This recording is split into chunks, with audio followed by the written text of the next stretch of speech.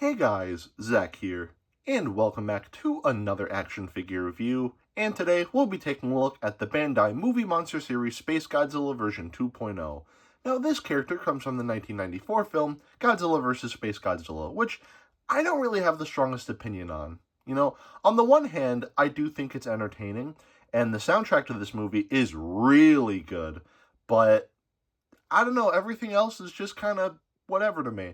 I don't hate it by any means, in fact, I do watch this movie at least once every year, but yeah, I don't know. And even Space Godzilla as a monster, he has a really cool design, but, I don't know, in the context of Godzilla versus Space Godzilla, I don't know, he just doesn't really wow me.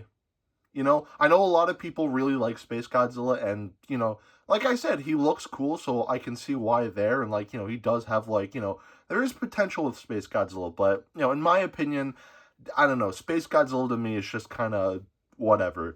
So, it's just a little weird that, in, the Pipeworks trilogy of, Godzilla games, starting with, Save the Earth, they sort of made Space Godzilla this, final boss when, I don't know, it should have been Destroyer, but I digress. But by the way, really quick, I just want to bring this up.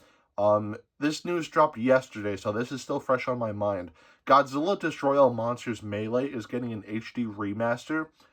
Holy shit. I am very, very, very incredibly, indescribably excited for this to come out. Please inject it into my veins right now. But I'm getting off topic. But Space Godzilla, again, I don't hate Space Godzilla, as a monster.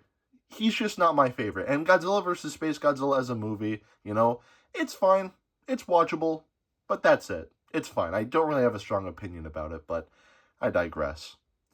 Anyway, I've been rambling on for far too long. Let's just get into this.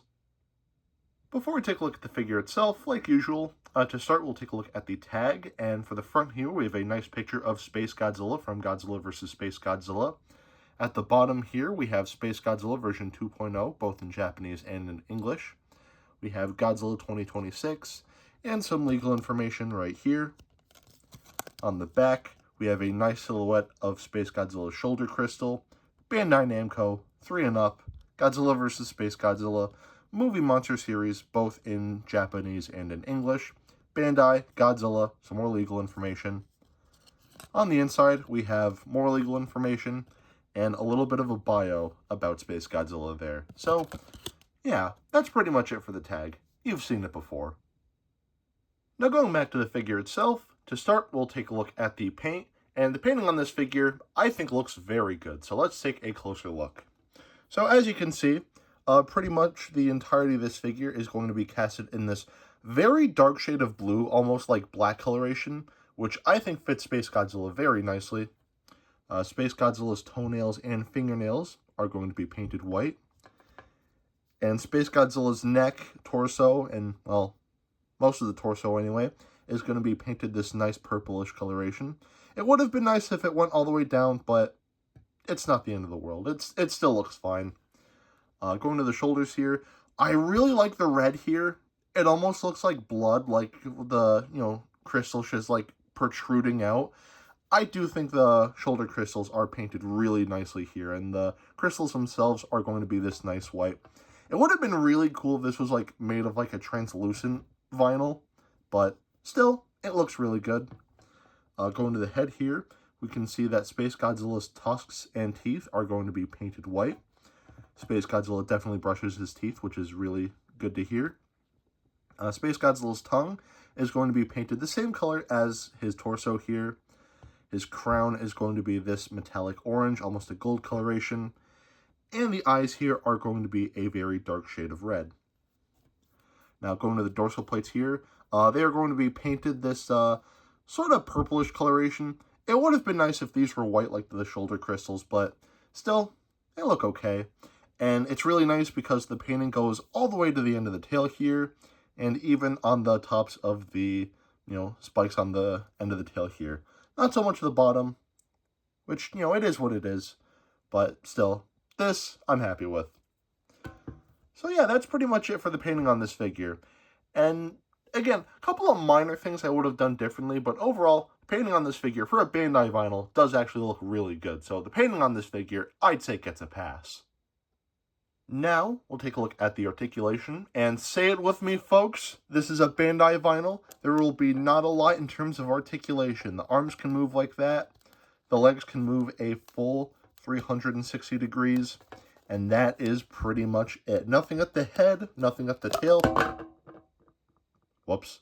Assuming the leg won't pop off, there will only be articulation in the arms and the legs. Nothing at the head, nothing at the waist or tail or anything like that. That's going to be it. And that's totally fine because, like I said, this is a Bandai vinyl, so it is what it is. The articulation on this figure is fine. It gets a pass.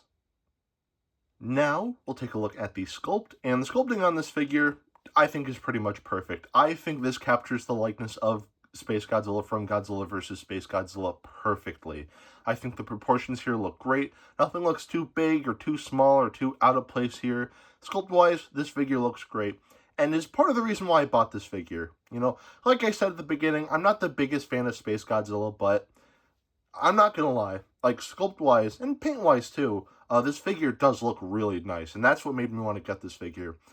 Same with the movie Monster Series Giga Destroya. It's like, you know, I like Destroya. I like Destroya more than I like Spacegodzilla at the very least, you know. And, like, the original movie Monster Series, like, released back in 2017 was just, like, you know, it was fine, but a little too small.